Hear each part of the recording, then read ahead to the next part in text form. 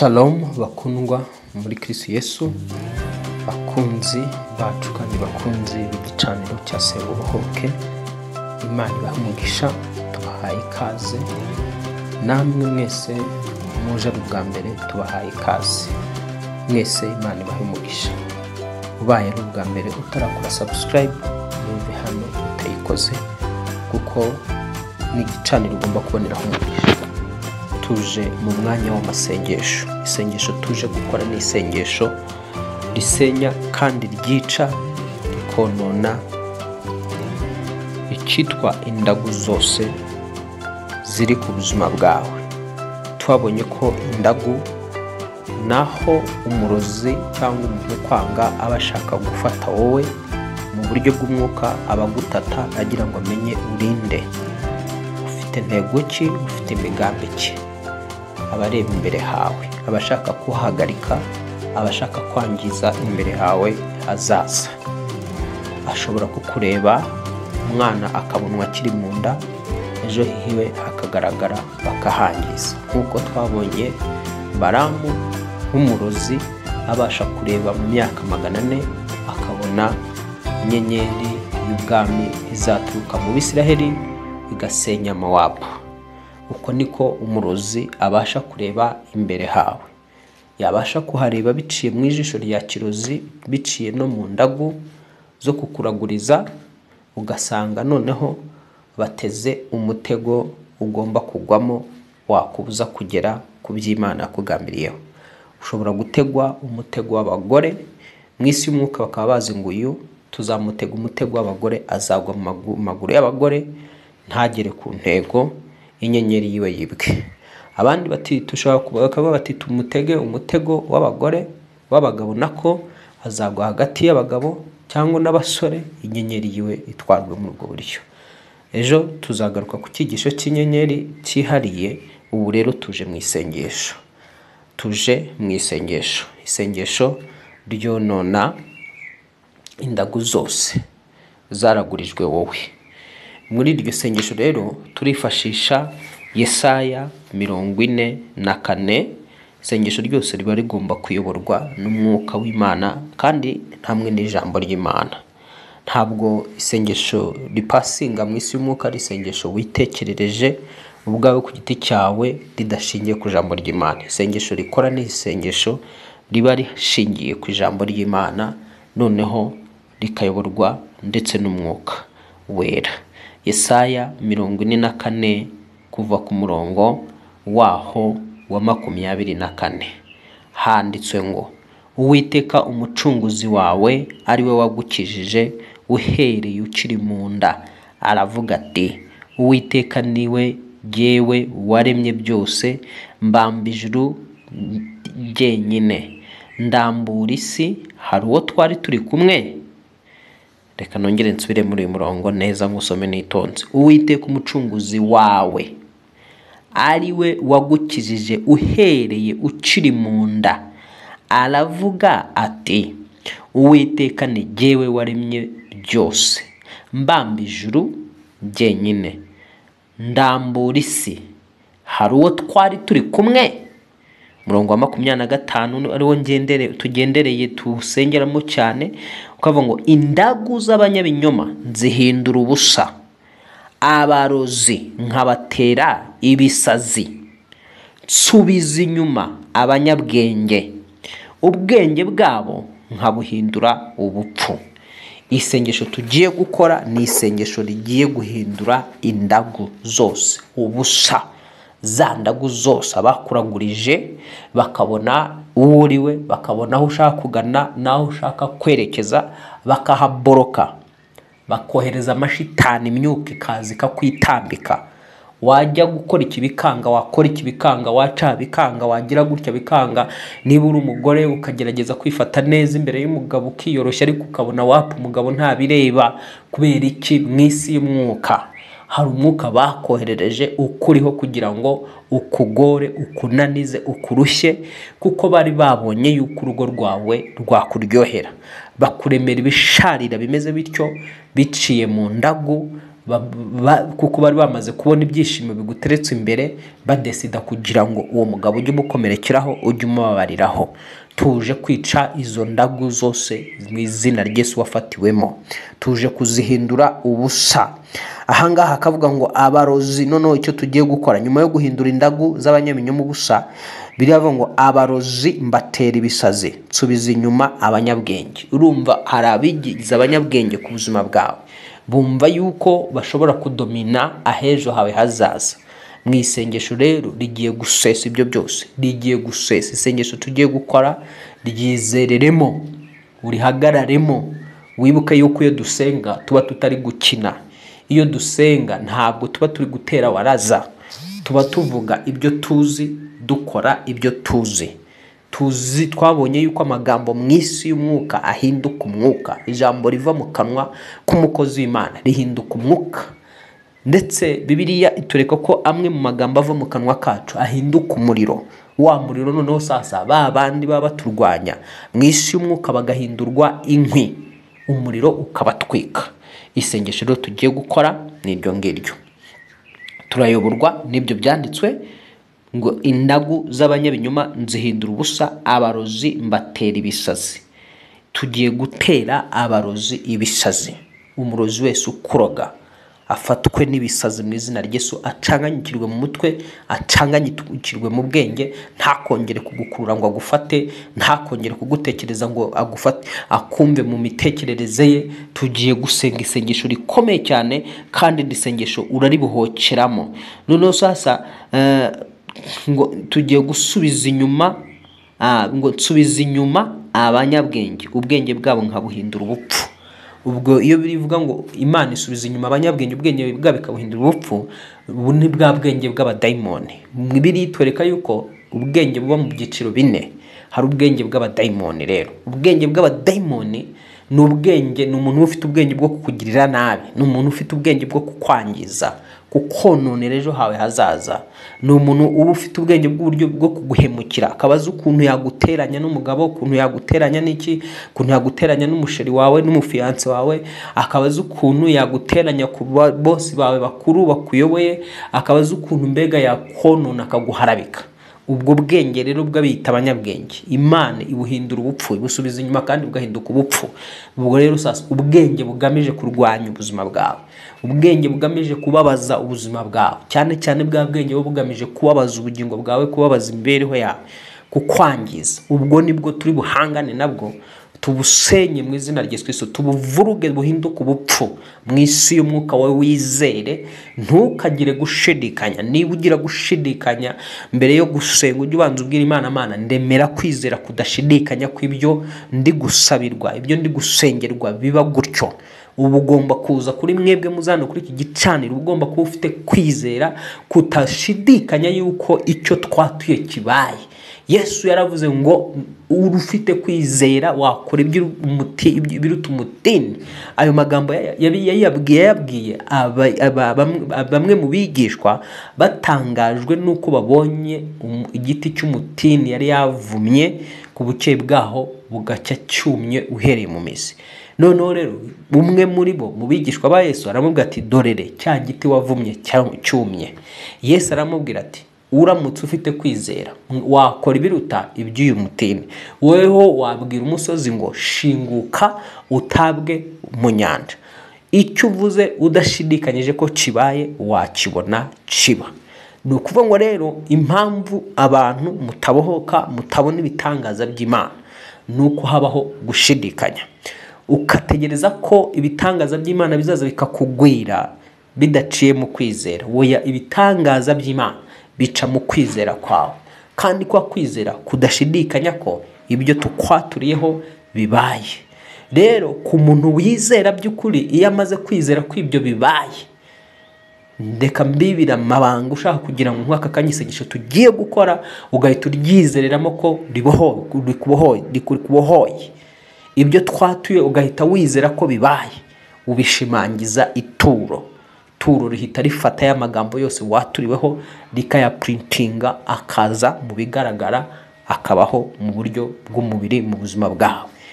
Tujye rero gusenga. Tangira uvuga uti mu izina rya Yesu Kristo, wabambwe agapfa akazuka, nciye bugufi imbere yawe, nsabye imbabazi z'ibyaha byanjye byose. Ibyo nkora mu bitekerezo, ibyo nkora mu magambo mvuga, ibyo nkora mu byo nibwira, ibyo nkora mu byo numva, ibyo nkora mu bikorwa. Yesu Kristo, amaraso yawe yuhagira umutima wanjye, yuhagira ubwenge bwanjye, yuhagira ubugingo bwanjye. Urubanza rw'ibyaha rusibwe kuri njye, rusibangane kuri njye. Mu izina rya Yesu Kristo handitswe ko hahirwa abababariwe ibyaha byabo, ibicumuro byabo bigatwikirwa. Aka kanya Uwiteka, hanagura ibicumuro byanjye n'ibyaha byanjye byose bitwikirwe mu izina rya Yesu Kristo wabambwe agapfa akazuka. Urakoze Mwami, nizeye kumbabariye.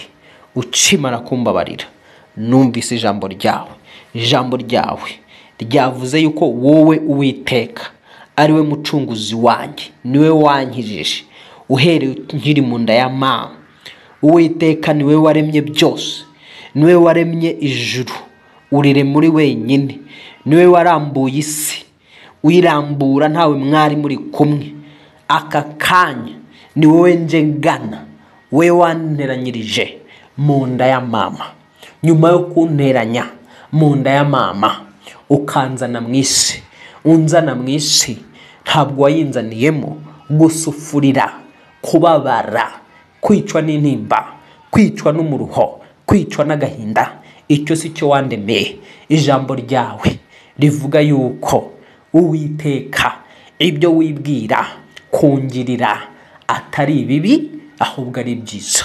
Uwiteka uwacuze ibibi akabyohera ku buzima bwanjye biciye mu ndagu zose yakoresheje, uwandagurije wese akaraguza ashaka kumenya imbere hanjye, ashaka kumenya intege nke zanjye, ashaka kumenya ahazaza hanjye, hanyuma akahatongera akahoherereza imizimu, amajini, amashitani, imyuka mibi. Uyu munsi jambo rivuze yuko ndaguza abanyabinyoma uzihindura ubusa.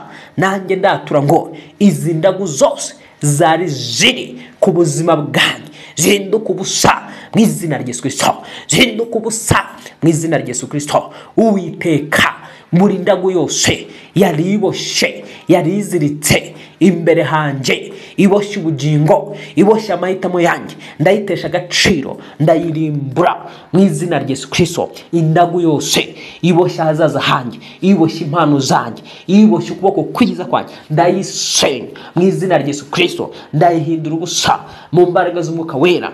Abarebye imbere hanjye hakabatera kungirira ishyari, ababonye maze gusoza kwiga bakangirira ishyari bagafunga, uyu munsi ndafungura iby'abanzi banjye bose bafunze mu izina rya Yesu Kristo. Ibyafungiwe mu misozi, mu butayu, ibyafungiwe mu migezi itemba, ibyafungiwe mu bizu bitagibamwe abantu, byafungiwe mu matongo, byafungiwe mu izina rya Yesu Kristo mwana w'Imana ihoraho, mu marimbi, mu ishyamba, ndabohoza ubuzima bwanjye aho bwazirikiwe, ndabuvanayo mu izina rya Yesu Kristo, ndabuvanayo mu izina rya Yesu Kristo. Izi ndagu zose zari ziri ku buzima bwanjye n'umunsi wari waragambiriwe wo kugirirwamo nabi, uwo munsi ndawusiba. Itariki abarozi bari bateguraga kungiriramo nabi ndayisiba mu izina rya Yesu Kristo, ndayisiba mu izina rya Yesu Kristo. Ukwezi Satani yari kumfatiriramo biciye mu ndagu z'abajya kundaguriza, uko kwezi ndagusiba muri kalendari y'isi y'umwijima, ndasiba ndangiza ngengabihe y'abadayimoni ku buzima bwanjye, ndangiza ngengabihe y'abakozi ba Satani kuri njyewe mu izina rya Yesu Kristo wapfuye akazuka. Uwiteka mbohora, Uwiteka ntandukanya n'indaguza babi, ntandukanya n'indaguza babisha mu izina rya Yesu Kristo, ntandukanya n'abanyamashyari, ntandukanya n'izi ndyarya zo petese kiriya. Vuga uti ntandukanya n'izi ndyarya n'ibyo zipanga ku buzima bwanjye, ntandukanya n'izi ndyarya n'ibyo zitegura ku mibereho yanjye, ntandukanya n'aba banyamashyari ibyo bifuza ko ntageraho, ibyo bafitiye ishyari bakumva yuko byacishwa mu myanya yanjye y'intoki, ndabigaruza mu izina rya Yesu Kristo. Ndangiza ndonona izi ndagu z'abagome, ndonona izi ndagu z'ababisha banjye, nzihinduye ubusa mu izina rya Yesu Kristo. Kuko ijambo rivuga yuko indagu z'abanyabinyoma uzihindura ubusa, abarozi batera ibisazi. Buri murozi wese undoga ndatura ngo afatwe n'ibisazi kwa cinara Yesu. Undoga ubukene, undoga inyatsi, undoga ibyaha, undoga kamere, ndamuteza ibisazi mu izina rya Yesu Kristo. Undoga imikoshi mu izina rya Yesu, undoga umuruho, ndamuteza ibisazi izina rya Yesu, ndamuteza ibisazi izina rya Yesu. Undoga wese ndatura muri iki cyanditswe afatwe n'ibisazi, yewe murozi we ubaye uri wo mu muryango, mu maraso mvukamo, ubaye uri umuturanyi, ubaye uri uwo twiganye, uwo tugendana nawe, uwo twasenganye, ukabundoga izina rya Yesu, ndatura ngo ukubitwe ibisazi n'Uwiteka mu izina rya Yesu. Muri iki cyanditswe muri Yesaya 44 murongo waho wa 25, ndatura ngo indagu zawe zihindutse ibinyoma, zihindutse ubusa mu izina rya Yesu. Kandi uburozi bwose wakoreshaga burakugarukiye, bukwigiza umusazi mu izina rya Yesu. Nsubiza inyuma ibitekerezo byose wari umfiteho n'imigambi yose wari umfiteho mu izina rya Yesu. Wari umfiteho ibitekerezo bibi byo kumpemukira, byo kungira nabi, byo kumbabaza, ibyo bitekerezo ndabifata mpiri mu mwuka. Handitswe yuko dufata mpiri ibitekerezo biri mu mutima w'umuntu tukabigomorora Kristo Yesu. Ibitekerezo by'ubugizi bwa nabi, ibitekerezo byo kunyirukanisha mu kazi mbihinduye ubusa, ibyo kunsenyera urugo mbihinduye ubusa mu izina rya Yesu. Ibitekerezo bimbuza umugisha w'Imana mbikubise hasi mu izina rya Yesu. Mu isi y'umwuka mbohoje ikiganza cyanjye mu izina rya Yesu, mbohoje isura yanjye mu izina rya Yesu, mbohoje amagara yanjye mu izina rya Yesu, mbohoje amahirwe yanjye mu izina rya Yesu. Nononye katika jina la Yesu indagu zose z'ubusa, nononye indagu zose abaraguriwe imbere hanjye bakahamenya, bagashaka kuhakerereza, bagashaka kuhazimya. Ndi mu mwuka, ushaka wese kuzimya imbere hanjye ubuzima bwanjye, utisha ubuzima bwanjye mu bibazo, mu kaga, akoresheje uburozi bwe, ubwo burozi ndabusenya mu izina rya Yesu, ndabusenya mu izina rya Yesu. Burozi bw'imitongero ndabutesha agaciro mu izina rya Yesu. Ubw'ibitegano, ibihoherano ndaburimbura zo petese kiriya, ndaburimbura. Aturangura burimbuye, atura cyane. Rimbura ubwo burozi, rimbura iyo mitongero, rimbura iyo mivumo. Iyo bakuvuma ihindura ubusa, iyo amarozi y'imivumo yahindura ubusa, ibihoherano bitesha agaciro bihindura ubusa. Atura yuko bisubijwe ababikohera mu izina rya Yesu. Ndatura kano kanya uwanyoheraga ubukene, uwanyoheraga igisuzuguriro, uwanyoheraga icyangiro, uwanyoheraga inyatsi, bimusubireho mu izina rya Yesu, bimusubireho mu izina rya Yesu, bimusubireho mu izina rya Yesu, bimusubireho mu izina rya Yesu. untongera ubutindi, untongera gusubira hasi, untongera kugwa mu izina rya Yesu Kristo. Ushaka kugusha business yanjye akayisubiza hasi, ushaka kugusha mu izina rya Yesu Kristo imikorere yanjye ndamugusha mu izina rya Yesu Kristo. Handitswe yuko ucukura urwobo ari uzarugwamo. Yewe wa muntu we, wacukura urwobo rw'ubukene ni wowe uruguyemo mu izina rya Yesu Kristo, ni wowe uruguyemo mu izina rya Yesu Kristo. Uwacukuriye urwobo rwo kwangwa, icyo cyangiro niwe gisubiraho mu izina rya Yesu Kristo, niwe gisubiraho mu izina rya Yesu Kristo. Aya masaha ndatura ngo ndadekarara ndakunzwe, ndamenyekanye, ndatura ngo mpawe umugisha, nteye imbere, kuko ijambo rivuga yuko nzaba we hejuru ntazaba wo hasi, kuko handitswe yuko iwacu ari mu ijuru, ariho dutegereje ko Umukiza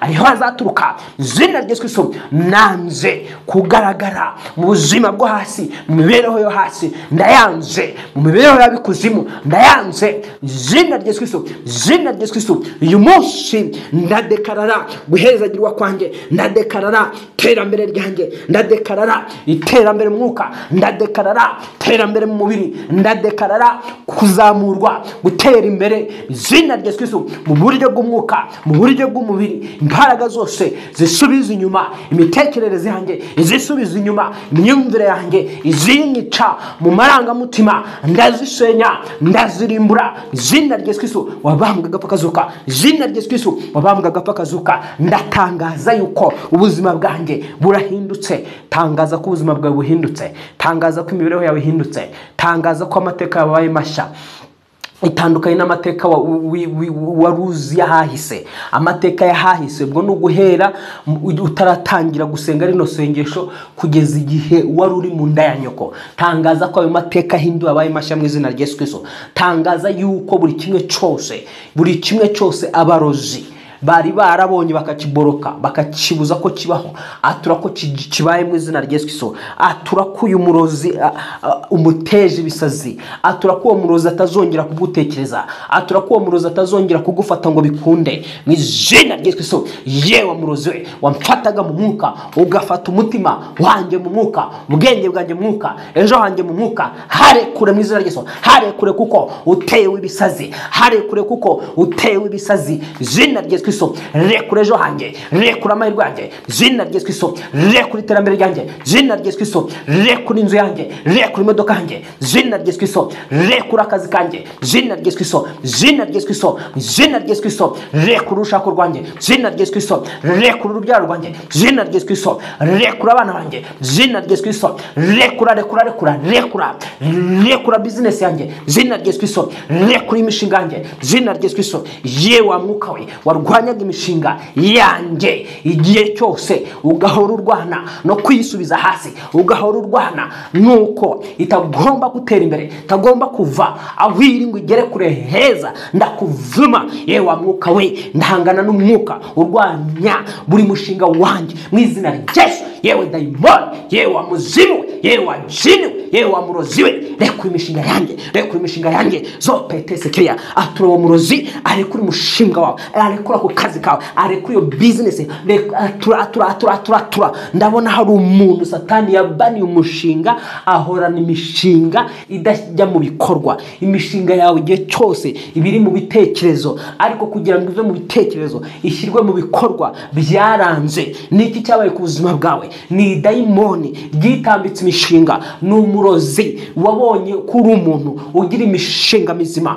yohereza umwuka, urazura bana, urazura boroka. Atura ko uwo mwuka uvuye ku buzima bwawe, atura ko uwo mwuka ukubiswe hasi, atura ko uwo mwuka urimbutse mu izina rya Yesu, atura ko uwo mwuka utazongera kugufata mu izina rya Yesu Kristo, atura ko uwo mwuka usubije uwo murozi katika jina, katika Yesu. Turatura ngo iyi myuka yose yarwanyaga imishinga myiza iba muri twebwe, iyi myuka yose yarwanyaga ibyo dupanga, ibyo dutegura, ikabyonona bitarashyirwa mu bikorwa, yewe daimoni kwa jina la Yesu, kwa jina la Yesu, kwa jina la Yesu. Handitswe ngo umupfumu umurozi, umushitsikazi ntibakabure kwicwa, kandi urubanza rw'amaraso yabo ruzabe kuri bo katika jina la Yesu wapfuye akazuka. Umurozi wese, umupfumu wese, ushika wese imbere hawe, ushika wese wowe akagushika akagusubiza hasi, washaka gutera intambwe zijya imbere ugahora wisanga hahandi watangiriye, mu izina rya Yesu ni ikimenyetso cy'umuntu ugushika mu mwuka. Ndabona hari umuntu waziritswe ikiziriko ajya gutera intambwe, yajya kugera imbere akisanga yongeye yasubiye hahandi ho yatangiriye. Hari ikiziriko kiri mu maguru yawe, n'isi y'umwuka bakuziritse, bahora bagukontorora, bahora bakureba, babona intambwe zawe, babona hari icyo ugiye kugeraho, bagakurura ku kaguru ukongera ukisanga usubiye hahandi watangiriye. Ndagusengeye mu izina rya Yesu, ciyo migozi, ciyo biziriko kuri ayo maguru yawe, kuri ibyo birenge byawe, ndakibyo biziriko katika kamba za kichawi, katika minyururu ya kichawi, katika kwa damu ya Yesu. Minyururu hii ya kichawi, ya waganga, ya washirikina, na ikata kwa miguu yako, na ikatakata kwa miguu yako zote teseklia, na ikatakata kwa damu ya Yesu Kristo. Tuza ngusengere lisengesho zopetese kiria na kata kamba hizi, ndacagagura iyi migozi ndi kubona iboshya amaguru y'abantu, iboshya amaboko y'abantu. Cika wa migozi we, izina rya Yesu Kristo. Migozi yo mu mwuka, minyururu yo mu mwuka yazirikishijwe amaboko y'abantu, amaguru y'abantu baza kuri iki gicaniro cyasenguboke, ndayica izina rya Yesu Kristo, ndayica izina rya Yesu Kristo. Mpagaze mu mavuta y'ubutambyi, izina rya Yesu Kristo, ni ndahangaha kuri iki gicaniro nk'umutambyi, izina rya Yesu. Ciyi migozi yaboheshejwe iyo mugabo, iyo mukobwa, iyo musore, iyo muntu, izina rya Yesu Kristo, ibimuboshye, ibimuziritse, bihora bikurura bijyana inyuma, bitamwemerera kugera ku mugambi w'iby'Imana yamugambiriyeho. Iyi migozi ndayica pele tesekria horia rapa tasakara babari oboredezekria. Hari imigozi icitse ku maboko yawe, hari imigozi icitse ku maguru yawe, hari imigozi icitse ku birenge byawe, izina rya Yesu Kristo. Mu bugingo wewe wari waraboshywe, unakananirwa gufata ibyemezo, uragambirira ariko kwanzura bikanga, urapanga ariko ibyo upanze ntihagire na kimwe ushira mu bikorwa. Uyu munsi ndabohora ubwo bugingo bwawe, ndabohora ubwo bushake bwawe. Imbaraga zose zaboshye ubushake zikabaho ubugingo mu mwuka, zirekure ubugingo bwawe, izina rya Yesu Kristo. Zirekure ubugingo bwawe, izina rya Yesu Kristo. Mu mwuka ndi kubona umuntu uhorana intimba, uhorana agahinda, uwo isi y'umwijima yafashe bamushyira mu cyumba cy'umubabaro. Igihe cyose niyo yagize icyo atekereza, agahinda kamutanga imbere, umubabaro ukamutanga imbere, amaganya akagutanga imbere. Ni icyumba ndi kubona wafungiwemo cy'imibabaro, uwakuroze, uwakuboshye, yagukoreye ubuzima bwawe bwite, agutereka ahantu mu kazitiro kugira ngo ujye uhorana umubabaro n'intimba, ube kure y'ibyishimo, ube kure y'amahoro. Uyu munsi yewe wa muntu we, nguvanye muri icyo cyumba kwa Jesus, nguvanye muri icyo cyumba wa Jesus, nguvanye muri icyo cyumba wa Jesus, cyumba cy'umubabaro, cyumba cy'agahinda, cyumba cy'intimba, iyo gereza wari urimo mu isi y'umwuka, mu gite cya Satani. Yivemo mu izina rya Yesu Kristo, yivemo mu izina rya Yesu Kristo, yivemo mu izina rya Yesu Kristo, yivemo mu izina rya Yesu Kristo, yivemo mu izina rya Yesu Kristo. Aturakuvuye muri iyo gereza, wewe wisangaga mu mubabaro w'ibihe byose, mu gahinda k'ibihe byose, mu maganya y'ibihe byose. Aturakusohotse muri iyo gereza kwa jina la Yesu. Aturakuvuye muri uwo mubabaro, aturakuvuye muri iyo ntimba, aturakuvuye muri ayo maganya. Aturako winjiye mu buzima bw'umunezero, mu buzima bw'ibyishimo, mu buzima bw'intsinzi. Mu izina rya Yesu ndakwirukanaho umwuka wo gutsindwa, umwuka wo guferinga, ndawuvima ku buzima bwawe. Nukuveho kano kanya mu izina rya Yesu, nukuveho kano kanya mu izina rya Yesu, nukuveho kano kanya mu izina rya Yesu. Ndatura ngo uyu mwuka wari warirahiriye kutazakuvaho, ndawicisha amaraso Yesu Kristo. Ndabona hari umuntu bamutongereye idayimoni, iryo dayimoni rihabwa ibitambo byinshi rimubwira yuko ritagomba kumurekura. Uyu munsi rirakurekura. Yewe dayimoni muve kwa Jesus. Wowe ushaka kumuheza mu ntimba, wowe ushaka kumuheza mu mubabaro, ku buzima bwe, ku buzima bwe, arabohotse, ahawe kugubwa neza. Ubuzima bwe burahindutse, amateka yarahindutse. Izina rya Yesu Kristo, atura ko amateka yawe ahindutse, atura ko ubuzima bwawe bubaye buzima, atura ko ibyo bari barakuragurije byose n'ibyo bari barakoze byose byangiritse mu izina rya Yesu Kristo. Atura ko umurozi wawe wese wakurogaga kwa Jesus akozwe n'isoni kandi amwaye kwa Jesus. Ndatura ngo wa murozi we warogaguye umuntu ukozwe n'isoni uramwaye.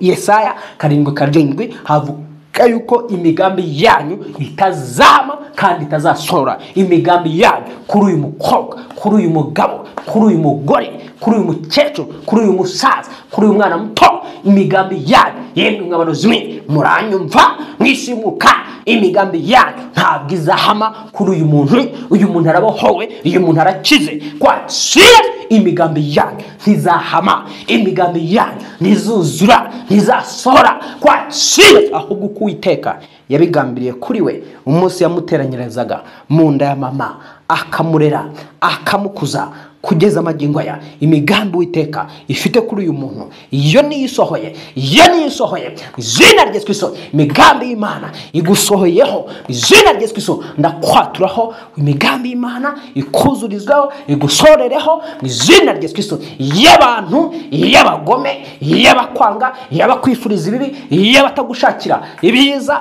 kwa Jesus tuyihinduye ubusa mu mwuka.